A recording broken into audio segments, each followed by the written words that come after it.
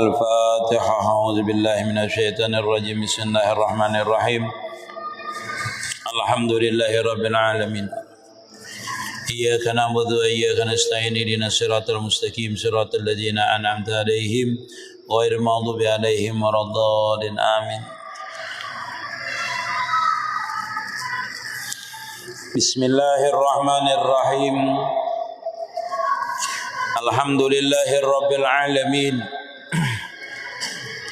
وبه نستعين على أمور الدنيا والدين. اللهم صل وسلم على سيدنا ونبينا ومولانا محمد وعلى آله وصحبه أجمعين. قال رحمه الله تعالى ونفعنا به وبعلومه في الدارين آمين. خمس يبترون الصيام: الكذب والغيبة ونميمة ويمين الكذب والنجر بسهوة.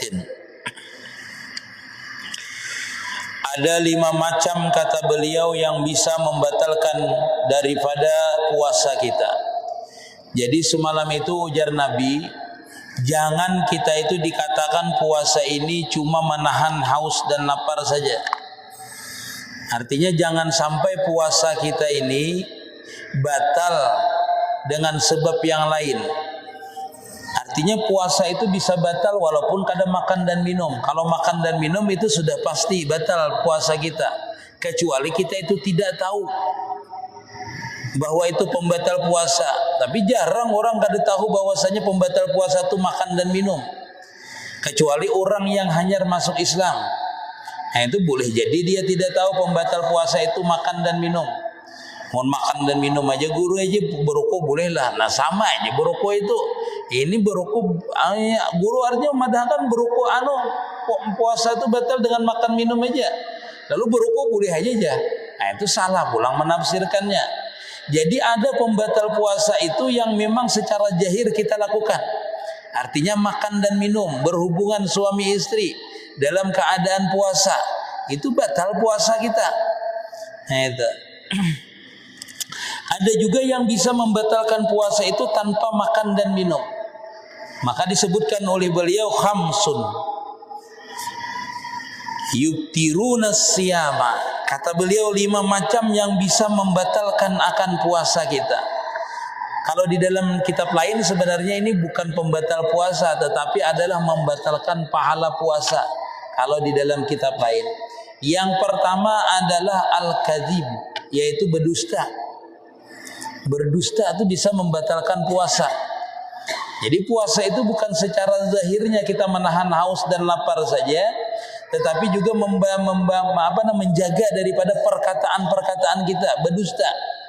Karena berdusta itu dilarang oleh agama, berarti melakukan maksiat namanya. Melakukan maksiat itu dapat dosa. Nah dosa ini bisa mengurangi akan pahala daripada kita itu berpuasa tadi. Jadi kalau orang yang ahli puasa ini bukan menjaga zahir saja, dia itu berpuasa menahan haus dan lapar saja, juga menjaga daripada berdusta tadi. Nah, itu. Maka puasa ini bisa terdusta kita lah, macam-macam terdusta. Apalagi berkawan suka kita, bisa terdusta kita lah. Nah, yang kedua adalah wal ghibatu, yaitu menggibah orang. Itu dosa kita, menggibah orang. Menggibah orang itu artinya mengatakan seseorang, menyebut-nyebut seseorang yang apabila orang itu mendengar dia marah. Itu gibah namanya. Seperti itulah. Kita misalnya menjambat Udin itu hirang benar orangnya ya, kayak aspal aja. Itu kalau Udinnya mendengar, itu sarik si Din. Nah itu menggibah orang kalau kada hadir. Orangnya tidak ada kita sebut, wah si Anu tuh pincang kamnya, si Anu tuh keturunan Anu kam. Disambati itu. Kalau orangnya langsung mendengar itu marah orangnya. Benar dan tidak benar. Kalaunya benar itu berarti benar menggibah. Kalau tidak benar berarti memfitnah namanya. Nah itulah namanya kita itu menggibah orang. Makanya menggibah ini besar dosanya lah. Bisa menghabiskan pahala kita menggibah ini. Dan kalau kada minta ampun dengan orangnya itu bisa pahala kita ini habis. Makanya ada ulama yang suka digibah orang. Disambati orang tuh suka. Pahala biar menyambati itu Habis dengan sebab apa? Dengan sebab menggibah orang lain. Seandainya pahala sampian itu tidak cukup untuk membayar daripada tadi, maka pian itu kebaikan pian diambil oleh orang yang digibahi, dan orang yang digibahi ini dosanya diambil oleh pian. Kan nyaman aja. Enggak itu gue bahas di ulun ini supaya digibah orang. Bahira di tengah jalan gak supaya orang menyambati ulun jar. Itu ulah namanya. Ini orang mengatai kita lah. Maka menggibah ini kita berdiam pun termasuk karena dosanya. Orang misalnya berpandiran lah kita mendengar, nah berdiam. Apalagi sampai maihakan, ya. Nah itu masuk gibah tuh. Nah itulah. Ulun guru misalnya kada bisa berhindar. Orang ini sudah di situ, nah kada bisa kita berhindar. Kayak apa caranya? Maka bila mendengarkan pasti gibah walaupun kita berdiam. Kayak apa caranya? Diingkari di hati bahwasanya orang ini menggibah orang lah. Menggibah orang, aku kada umpatan, aku minta ampun non Allah Ta'ala ini kada umpatan aku nah. Pokoknya tapi kada mau umpatakan kalanya kita nampak ianya menggibah orang. Nah, itu dalam hati diingkari bila kada bisa berhindar. Jadi menggibah ini artinya walaupun kita kada umpat bepandir, ungut-ungut jangan mendengarkan unggut. Nah, iya. Nah, itu gibah itu termasuk kita tuh dapat dosanya. Gibah ini. Jadi puasa ini menyakawali besar bujur Bang. Kalau kita puasa nih nyaman tuh di rumah tuh Bang, paling nyaman kita nih di rumah. Tapi di rumah di HP manapun kawan menggibahi kawan juga pulang. HP ada aktif, iyalah. Telepon kawan, ikam tahu lah aja. Si Anu tuh kan puasa ikam aja. Jurang kan apa? Imam Haji ilmu tasawuf api buahnya tuh berpuasaan aja. Habis seberatan digibahi orang. Bujur di rumah berdiam. Nah sekarang ini berarti kada kawa kita itu berhindar daripada gibah itu, kecuali kita seorang yang berhindar daripada menggibah orang tadi itu. Artinya dari diri kita seorang. Dari diri kita sendiri yang hendak menghindari daripada itu gibah tadi. Kita nih kalau suka menutup aib orang lain lah. Orang lain tuh punya aib, kita tutupi aib orang tuh lah. Kita tutupi, maka aib kita juga ditutupi oleh Allah Ta'ala. Itu keuntungannya kita. Jadi kalau ada orang kita mendengar misalnya aib orang, itu kada usah kita membicarakannya, kada usah. Walaupun kita tahu aib kita tuh ditutupi oleh Allah Ta'ala juga dengan sebab kita menutupi aib orang lain tadi. Nah, jadi kita tahu biar aja kita berdiamnya, kada usah kita menguyanya, membicarakannya kada usah. Nah, karena kita niatnya menutupi aib orang. Nah, bila aib orang tuh kita mampu menutupinya, berarti aib kita pun ditutup oleh Allah Ta'ala di mata orang lain tadi. Nah seperti itu. Mudahan kita bisa lah. Jadi kalau kita itu misalnya hendak menggibah orang, ingat-ingat aib kita juga. Nah kita suka menggibah orang, kita pun digibah orang juga. Berarti itu. Kalau kita kada pernah menggibah orang, digibah orang kada apa-apa juga. Arti gibah itu kan artinya menyebut-nyebut kejelekan orang. Gibah itu yang orang itu kada senang dengan sebab disebut-sebut tadi keadaannya, baik halnya, sifatnya. Nah itu disebut-sebutnya kada suka. Kita menggibah dengan tiada hadir orang tadi. Oh gibah itu bahaya. Tapi kadang kita ni kada bisa lah. Kita ni kada hendak menggibah, kawan yang menggibah. Itu masalahnya kita ini. Maka puasa pulang kita lah. Puasa kita ini. Menggibah orang habis pahala puasa. Ya jangan Nabi tadi itu. Kam min saimin laisa lahu min siyamihi ilal ju'i wal atas. Banyak orang berpuasa, kada dinilai puasanya itu selain daripada lapar dan haus saja yang didapatnya. Pahalanya kada. Mudahan amal kita diterima. Amin. Amal kita ini. Jadi susah kita ini hendak bersih beramaliyah itu susah lah. Apalagi zaman sekarang ini makin susah. Itu. Karena apa? Karena banyak media sosial ini. Nah, itu. Yang ketiga yaitu yang bisa batal puasa itu wanamimah, yaitu dengan namimah, mengadu domba seseorang. Nah ini. Bulan puasa gue kada ada gawian lalu mengadu domba orang. Tinggi. Ujar kita Banjar biasanya tuh anjur atar. Entah orang sini apa bilangnya, orang Jawa apa. Namimah itu wong Jawa bilangnya apa? Adu domba. Bukan lagu Rumah Irama, adu domba, bukan. Adalah adu domba. Kalau orang sini apa Mas Beri bilangnya? Adu domba itu.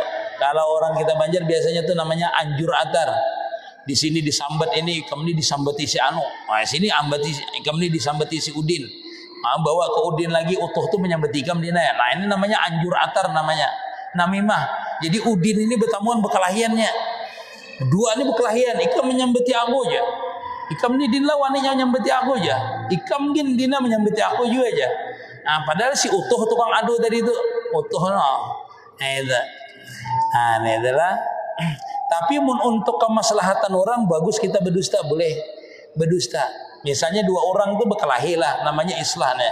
Berkelahi Udin lawan utuh berkelahinya. Lalu kita datangi Din. Anu kam si utuh itu kan namanya supan anak minta maaf lawan ikam. Nah, itulah kita padahkan. Padahal si utuh ini kada ada berpandir dengan kita. Cuma kita hendak membagusakan berdua nih. Si utuh itu kan anak benar minta maaf lawan ikam. Artinya dinai. Cuma nya supan bertamu ikam. Nah, kayak itu juga Udin kena. Din. Utuh itu kan dinai Udin din. Utuh Udin ini kan anak benar minta maaf lawan ikam. Cuma nya supan lawan ikam. Jadi berpesan lawan aku muntah bertamuan tagur jago aja gitu. Nah, padahal berdua ini kada pernah berpandirnya, kada ada besarikan berdua ini. Nah, kayak apa caranya berdusta itu untuk mengislahkan orang itu bagus. Kada apa itu. Supaya orang itu rukun. Kada apa. Makanya mengislahkan orang ini termasuk biasanya berhutang ya. Orang ini berhutang untuk mengislahkan dua orang bertikai ini berhutang duit. Habis hartanya duitnya habis. Untuk mengislahkan orang bertikai ini, itu dia wajib menerima zakat. Bolehnya menerima zakat dengan sebab untuk memaslahatkan berdua ini, berkelahi ini, berutangnya misalnya. Nah, kita boleh memberinya zakat itu dengan ini. Namanya gorimnya itu. Namanya. Nah, itulah. Jadi kada apa-apa kita tuh berdusta tapi untuk kebaikan, untuk yang baik. Nah, sama boleh berdusta itu apabila memudaratkan orang, itu boleh berdusta. Nah, itulah misalnya orang ada besi lading kah? Ada ini kita besi lading. Untuk apa lading? Aku hendak membunuh Udin. Nah, itu berdusta kita. Harus berdusta, ladingnya dipakai mama. Anu kamu sudah kada ada lagi. Nah, boleh kita menyembunyikan itu apabila itu memudaratkan. Boleh juga berdusta tadi untuk mengislahkan orang, untuk membahayakan orang lain boleh kita berdusta. Artinya bisa membahayakan orang lain kalau kita itu jujur. Nah, itu ada termasuk artinya yang membatalkan. Wan namimah wa yaminul kadzib, dan bisa juga membatalkan puasa itu yang keempat adalah yaitu yaminul kadzib, yaitu berdusta, bersumpah palsu. Itu batal hukumnya puasanya. Nah, inilah batal di sini menurut ulama tasawuf lah batal yang seperti ini. Adapun menurut ulama syariat, bila makan minum atau memasukkan benda ke dalam mulut kita atau muntah dengan sengaja itu baru batal. Ini menurut ulama tasawufnya seperti itu. Artinya orang ini bisa batal pahala puasanya dalam artian. Tetapi kalau orang yang puasanya khusus, dia kada mau melakukan ini, tetap dia menghukumkan dirinya itu batal. Nah, itu karena apa? Karena ulama tasawuf itu lebih apik, lebih berhati-hati. Makanya kalau kita itu di dalam hukum fikih, kalau kita memakai baju yang haram dari hasil yang haram, sahkah sembahyang kita? Sah menurut imam fikih, ulama fikih. Ulama fikih saja. Kita ini beli baju ini dari hasil judi, sah menurut ulama fikih. Tetapi kada berpahala, sembahyangnya sah. Dalam artian gugur kewajiban kita. Gugur kewajiban kita sebagai seorang hamba yang mukallaf. Melaksanakan perintahnya itu gugur dengan sebab apa? Syarat dan rukun daripada sembahyang itu kita laksanakan. Walaupun syarat menutup aurat itu daripada barang yang haram, tetap sembahyangnya sah. Tapi tidak berpahala menurut ulama fikih. Tetapi menurut ulama tasawuf, orang yang apik, yang wara, yang benar-benar ibadahnya itu dijaga kesuciannya zahir dan batin, bukan saja kotor najis pakaiannya tadi, tetapi kotor secara pembeliannya, secara barangnya haram dibeli walaupun dia suci. Misalnya surban kita ini suci, tetapi dibeli daripada yang haram, tetap sah sembahyang kita dimasukkan atau baju kita, tetap sah menurut ulama fikih. Tetapi menurut ulama tasawuf dia tidak mensahkan sembahyangnya. Kenapa? Ini tidak suci, secara hakikatnya tidak suci, yaitu terbuat daripada yang haram. Artinya menutupi auratnya daripada yang haram. Kecuali mudarat, kada ada lagi penutupnya selain daripada itu, maka baru sah. Makanya di dalam kitab itu disebutkan ulama tasawuf itu walaupun satu biji kancing bajunya ini dibeli daripada duit yang haram, maka dia menghukumkan salatnya itu tidak sah. Kenapa? Itulah ulama yang wara namanya. Wara yang apik, berhati-hati daripada yang haram. Daripada yang haram. Jadi kalau beribadah itu dijaga daripada pakaian yang haram. Ulama tasawufnya seperti itu. Artinya benar-benar suci secara zahir, suci secara batin. Sama aja kita sembahyang itu. Kita ini kalau secara fikih khusyuk tidak khusyuk, biar menghayal dari awal sembahyang sampai akhir, sahkah sembahyangnya? Sah. Tapi kalau ulama yang tasawuf tadi, ulama hakikat itu, kalau kada khusyuk, kada sah menurut mereka. Kada sah. Ada juga ulama kita ini, keulamaan tabinya. Amun kada kenal lawan Allah Ta'ala, kada sah sembahyangnya aja. Itu ulama kita. Ulama tasawuf kita nang rancak nang kada bersembahyangan tuh ya itu. Yang kada bersembahyangan. Artinya mau kada kenal dengan Allah Ta'ala kada usah gin sembahyang. Jurang apabila pian sembahyang, ya menunggu menunggu sirnya. Ya 15 tahun menunggu sirnya kada disembahyang. Itu karena apa? Tak kaji ilmu salah. Kita ini banyak mengaji itu yang seperti itu, belajar ilmu hakikat, belajar ilmu tasawuf, ujung-ujungnya kada sembahyang. Kenapa jadi kita sembahyang jadi kita? Karena sebenarnya perbuatan Allah Ta'ala juga. Iya hendak sembahyang, hendak kada. Berarti kada menggunakan akal. Berarti kita kada menggunakan akal kita, namanya ikhtiar namanya. Harus ada usaha ikhtiar kita itu untuk melakukan taat itu. Jangan menunggu sil terus, kada bisa.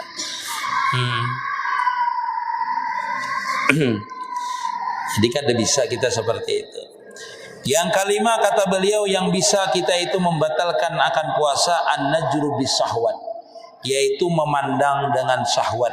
Ya Sidin, memandang seseorang dengan syahwat, baik itu perempuan kah, yaitu memandang dengan syahwat itu membatalkan.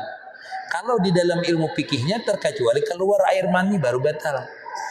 Kalau ini kada, itu memandang dengan syahwat, ini sudah batal ujar Sidin. Memandang dengan syahwat. Maka bila bulan Ramadan ini ketujuh benar ke pasar Ramadan ya lah. Jurang napa ditukar aja, cuci mata aja jangan. Itu kan kita nih lah ke pasar Ramadan tuh cuci mata aja. Orang belum lagi berjualan, jam 2 tolak dah kita cuci mata. Itulah kita menazar, melihat dengan syahwat jadidin itu bisa membatalkan akan puasa kita. Itulah. Jadi maksudnya ini kalau kita puasa itu bukan menjaga muntung kita aja, menjaga mata kita, menjaga apalagi telinga kita, jangan sampai mendengar menggibah orang ataupun kita ini menyambati orang. Itu kita jaga, bukan makan dan minumnya.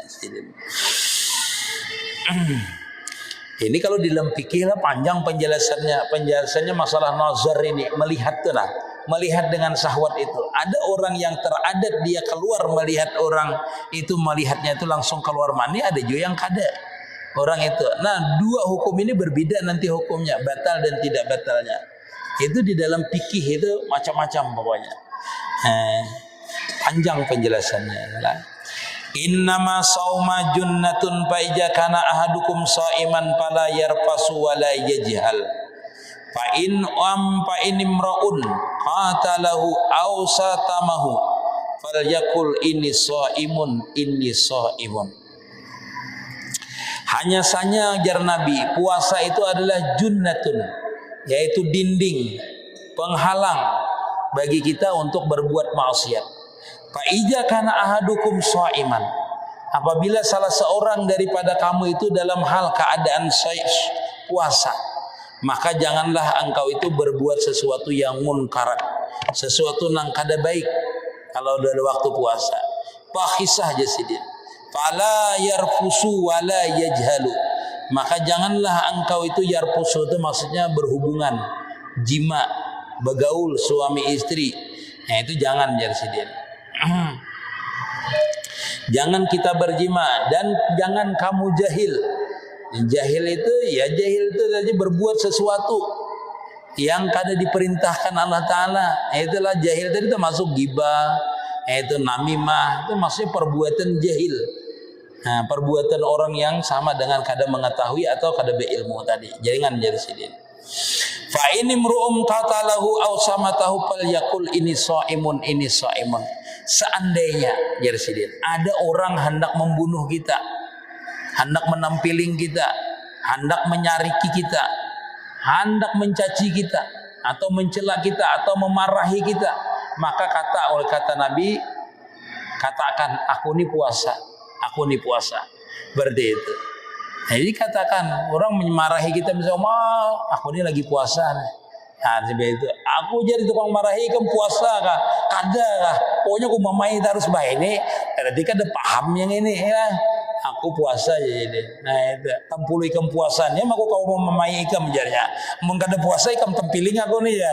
Nah itu salah juga. Jadi kalau orang mengatakan tuh aku puasa, orang mudahan paham orang dengan perkataan kita itu orang ampih memamai kita atau hendak membunuh kita. Jadi sidin, seandainya ada seseorang hendak membunuh kita atau orang tadi menyumpahi akan kita, memarahi kita, falyaqul ana inni shaimun, ini shaimun.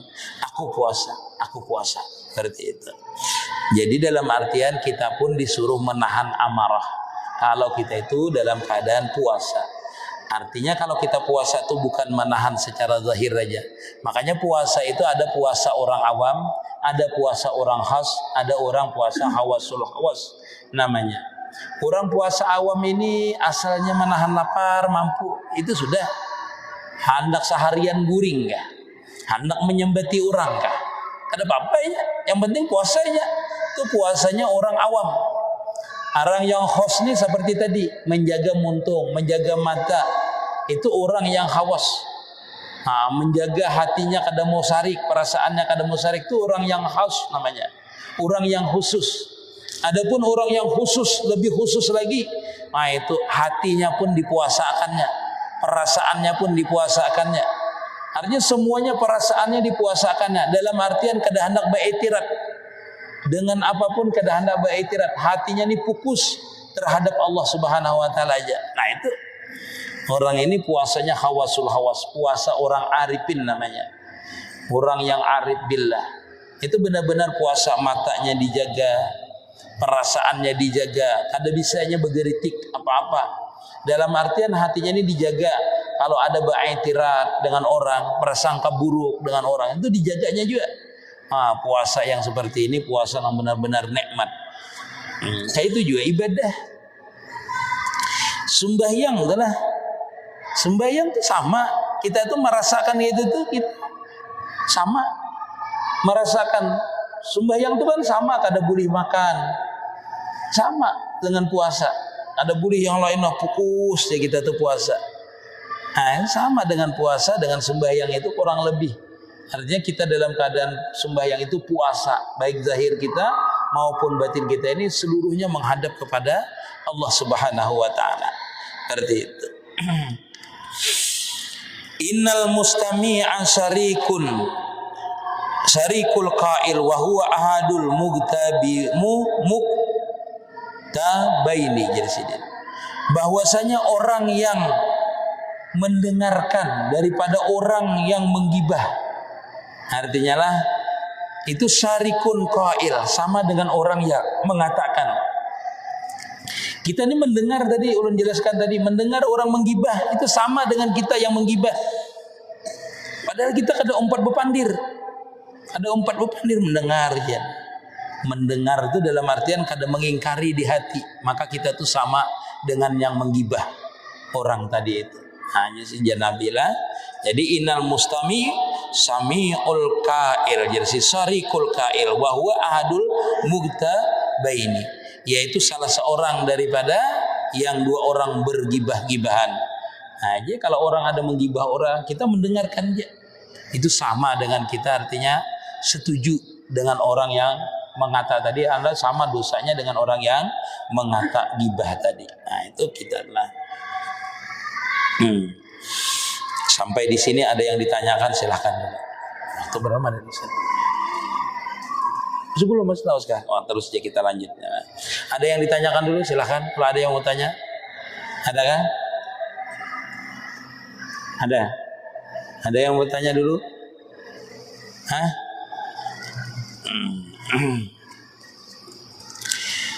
Dan demikian lagi memelihara perut daripada memakan makanan yang haram dan yang subhat. Nah, itulah. Jadi kita itu jadi kalau berpuasa itu makanan kita jangan sampai yang haram ataupun subhat. Jangan dimakan. Karena bila kita makan makanan yang haram ini, efek sampingnya itu malas beribadah. Beribadah kita tuh malas. Kalau kita makan yang haram atau yang subhat ini, kita malas beribadah. Itu otomatis. Bila kita tuh makan makanan yang halal, itu pian dipaksa, kada dipaksa, ini terpaksa. Maksudnya tetap ini hendak beribadah. Asal makanan kita tuh halal. Tapi bila yang haram, itu biar parak orang majelis kah, orang pengajian kah, orang apaan kah, kulir kita ini. Itu berarti ada makanan kita tuh yang termasuk yang haram. Makanan kita itu. Bila ada makan yang haram itu malas biasanya beribadah. Nah, itu karena setiap yang kita makan menjadi darah daging kita. Menjadi darah daging kita dan menutupi akan hidayah kita. Nah, itulah. Jadi hati-hati kita makan dah. Jadi ada yang subhat ya sini. Makan subhat. Dan hanya saja sesungguhnya hendaklah engkau berburu berbuka dengan makanan yang halal. Jadi berbukanya dengan makanan yang halal. Berbuka itu kalau kita puasa yang sunat adalah kurma. Yang sunat adalah kurma. Berapa biji guru ya? Yang sunat tuh ganjil. Sebiji, 3 biji. Orang ganjil juga bang guru aja. 75 biji ya. Bah, kanyang itu 75 biji ganjil juga. Cuma bilang hampir seliter, sekilo makan kurma. Orang tuh sunat tuh ya yang ganjil tuh sebiji, 2 biji, 3 biji lah. Itu ada ini 75 biji ganjil juga habis. Sekutakan kita aja sorangan makan. Sunat juga bang, sunat kalau jerpian ya sunat kawan diganang di higa ya lah. Buka puasa tuh sunat dengan yang manis, terutama kurma. Kalau kadeda kurma banyu putih. Banyu putih itu yang utama adalah air jam-jam. Kalau tidak ada air jam-jam, ya banyu air putih biasa. Kalau tidak ada air putih biasa, kurma tidak asa, sunat sesuatu yang tidak dimasak. Yang kada dimasak, buah apa? Maunya yang kada dimasak. Nah, maksudnya kada dimasak di itu sunnah hukumnya. Seperti itu. Maunya kada ada bang, apa yang ada aja buka itu. Apa yang ada? Iyalah. Wadai kada ada, yalah, biarlah. Wadai kada ada, banyu kada ada. Pas waktu berbuka, bini ada, berbuka dengan bini itu boleh biar. Pak Ade kasihan lah, kada berbini. Ayam kada ada lagi, paksa limping yang ada dimakannya lah. Boleh aja, kada jadi masalah karena itu berbuka kita. Berbuka itu boleh aja, asal masuk waktunya boleh. Dengan itu orang musafir aja boleh berbuka dengan itu, yalah. Itu kada bayar kafarat itu pada itu berbuka dengan itu. Misal aja bang lain misalnya ente. Dan jangan engkau banyak makan pada waktu berbuka itu sekira-kira lebih daripadanya makan yang daripada beribadah yang beribadah pada tiap-tiap petang. Jadi jangan terlalu banyak yalah. Makan ini 5 macamnya, wadai bingka, wadai karing, lengkap seberataan, mie ayam, mie campur macam-macam, tahu tik-tik lengkap, soto menggala, soto ayam lengkap keliling awak. Ya hendak berbuka itu makan seberataan itu. Habis itu kada kau lagi beribadah. Jurang bermagrib kaina dulu aja. Manurunkan parut dulu aja. Itu balas dendam ngarannya makan seharian itu. Itu. Kada kau lagi beribadah. Sampai bertarawih kada kau lagi. Itu karena kekanyangan. Jangan di sini terlalu makan banyak. Jujur juga bang lah punya kanyang. Ulun tuh biasanya kalau tarawih itu bila makan maghribnya habis maghrib tarawih itu uyuh biasanya lah. Berat kita nih tarawih itu. Makanya ulun rancak makan tuh habis apa nah? Habis tarawih ulun makan. Biasanya tuh habis tarawih itu baru makan. Jadi sahur kada makan lagi, minum aja biasa lagi kalau sahur. Kenapa? Itu tadi tuh, itu berat kita beribadahnya susah.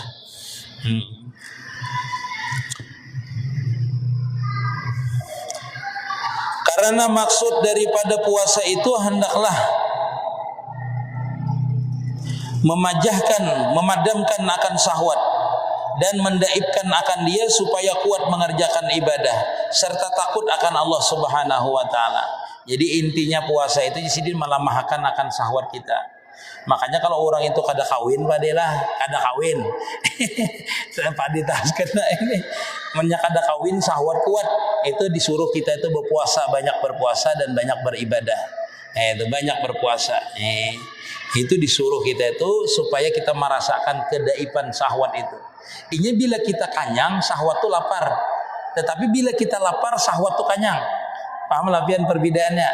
Bila kita tuh lapar, syahwat itu kanyang. Artinya kada hendaknya. Kada hendak apa-apa, syahwat itu kenyang artinya. Orang kanyang itu kan ditawari apa kan, kada bersahwat. Itu kalau kita lapar. Makanya bila lapar itu bernafsu aja, cuma kada ada syahwatnya kada kuat. Nah, bila kita lapar, syahwat itu menjadi kenyang. Artinya kada bernafsu. Tetapi bila kita kanyang, apalagi kambing yang menganyangkan kita nih, nah itu impar naik tuh.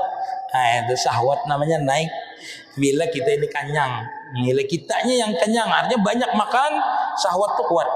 Nah, itu bila kita lapar, syahwat tuh kenyangnya, lemahnya syahwat tadi. Maka jika engkau makan pada ketika berbuka itu karena mendapatkan makanan yang apa itu namanya Ustaz?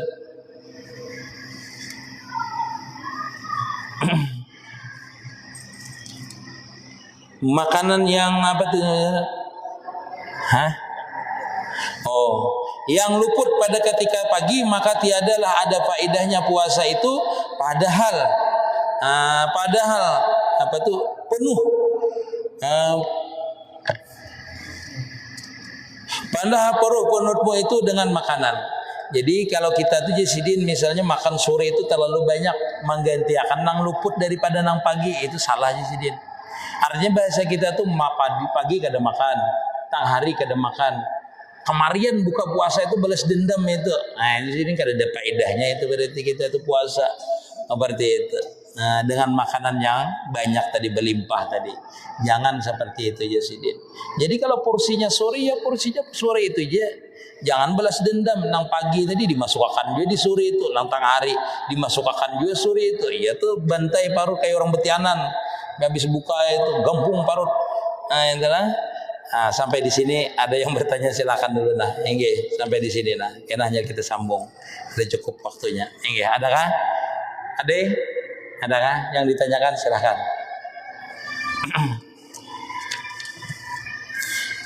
Adakah? Mam kisah paham terus seberitaan. Setiap kali ulun tanyakan paham terus iyalah. Kira gerunum-gerunum di belakang aku tadi hendak menanyakan ini ya. Adakah yang ditanyakan?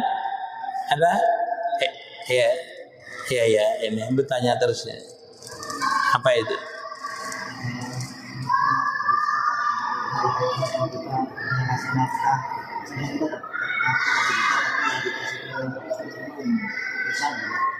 Dapat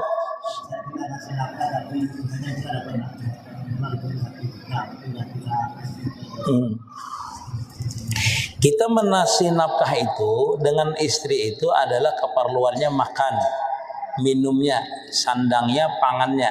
Artinya keperluan yang ada itu nah. Adapun bila sudah terpenuhi misalnya, terpenuhi dah pakaiannya terpenuhi, makannya terpenuhi, ialah makannya terpenuhi, belanja yang keperluannya untuk kita sehari-hari itu terpenuhi, maka itu sudah namanya menafkahi bini kita, menafkahi istri. Nah, sisanya lebih itu adalah sunnah aja, lagi kada wajib. Misalnya ini anak menukar kebaya, kita ada duitnya kita beri. Kalau kada perlu kita beri. Nah, kalau andainya duit kita misalnya ada 1 juta, tadi kita dapat 1 juta. Sedangkan keperluan yang lain sudah dipenuhi. Misalnya makan minumnya sudah, yalah keperluannya misalnya sudah. itu kada perlu kita menyerahkan duit kita tadi itu. Artinya sebertaan ini duit kunya dianuakan non bini, ada juga. Artinya nang kewajiban kita itu adalah memenuhi makan minumnya, pakaiannya penuh sudah itu.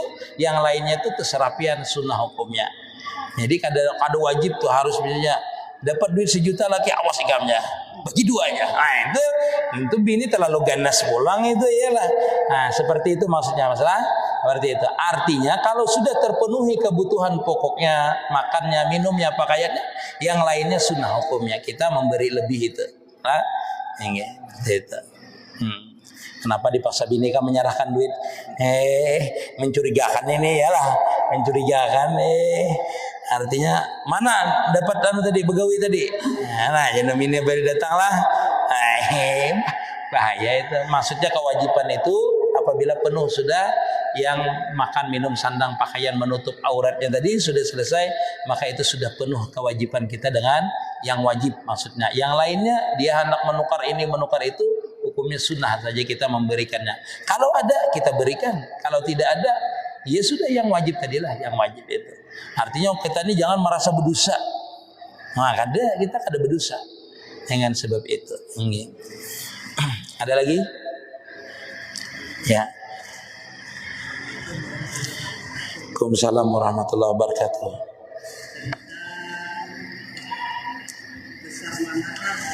Kita menduakan Allah Subhanahu wa taala dan dosa kita membunuh orang. Dosa kita Ya. Membunuh orang. Ya.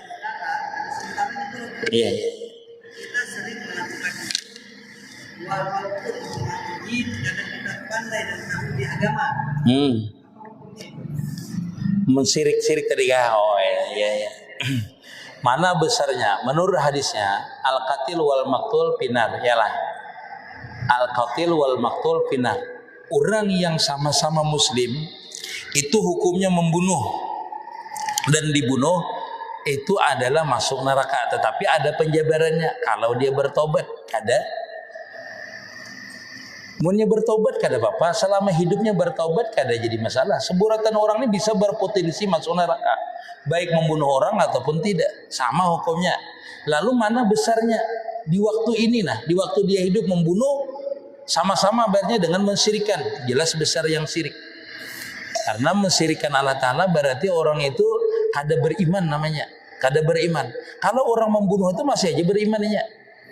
Kalau mensyirikkan Allah Ta'ala, menduakan Allah Ta'ala, itu sama dah kada beriman orang itu. Nah itu makanya ada di Quran itu syirik itu kada kau diampuni selama dia syirik, kada bisa diampuni karena itu menduakan Allah Ta'ala. Kalau orang membunuh itu kada menduakan Allah Ta'ala, tapi kalau syirik menduakan Allah Ta'ala, sudah menyekutukan Allah Ta'ala. Nah, misalnya dia menyembah jin, nah itu menyembah matahari, nah itu sama hukumnya, dia itu syirik, itulah menduakan Allah Ta'ala atau menyembah makhluk gaib selain daripada Allah Ta'ala.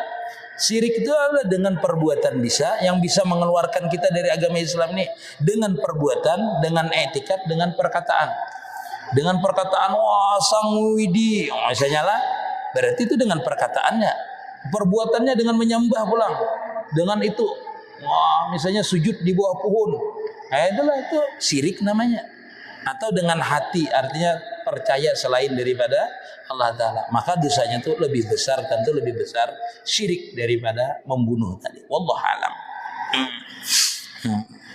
Habis sampai ke Ustaz? Sampai, mudah-mudahan manfaat. Ya Rabbi bil Mustafa balik maqasidana waghfir lana ma madha ya wasi'al karami. Ya Rabbi bil Mustafa balik maqasidana waghfir lana ma madha ya wasi'al karami. Ya Rabbi bil Mustafa balik maqasidana waghfir lana ma madha ya wasi'al karami. Ya Allah biha, ya Allah biha yusdil khatimah, ya Allah biha, ya Allah biha, ya Allah bi yusdil khatimah.